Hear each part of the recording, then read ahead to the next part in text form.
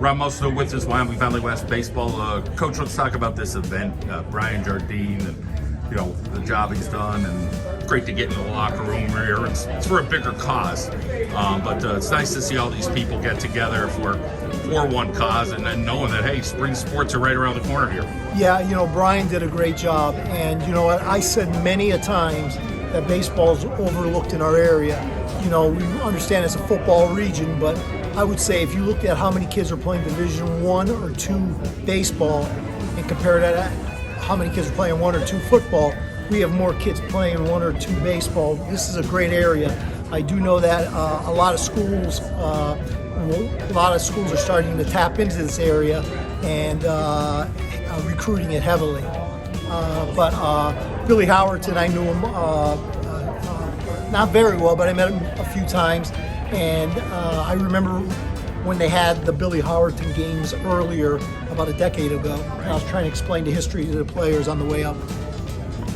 And you talk about your team this year, and we got 3 guys with us, so give us a little snippet of what these 3 guys mean this year for this Wyoming Valley West program. Well, these 3 guys, the whole team took a while for them to get to know me, and I think they were a little taken off guard by my intensity, preparation, detail the fundamentals, and these 3 guys have to buy into the program, and they have, because they are 3 quality baseball players that can play at the collegiate level.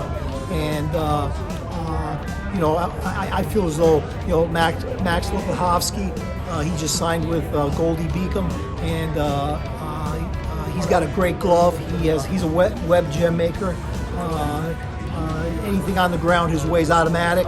We're going to use him on the bump a little bit this year to close games. He's got great velocity and movement on his fastball, which we didn't use last year. Mason Scarlett, who's having an outstanding season this year in wrestling once again. He's just a competitor. He's the type of kid that you want to have your back.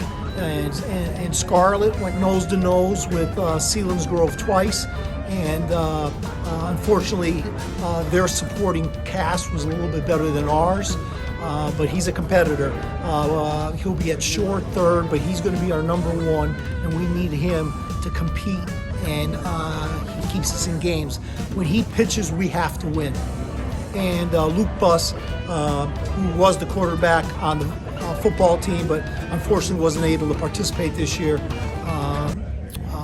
is expected to maybe surprise some teams if we make a move and he ends up on the hill.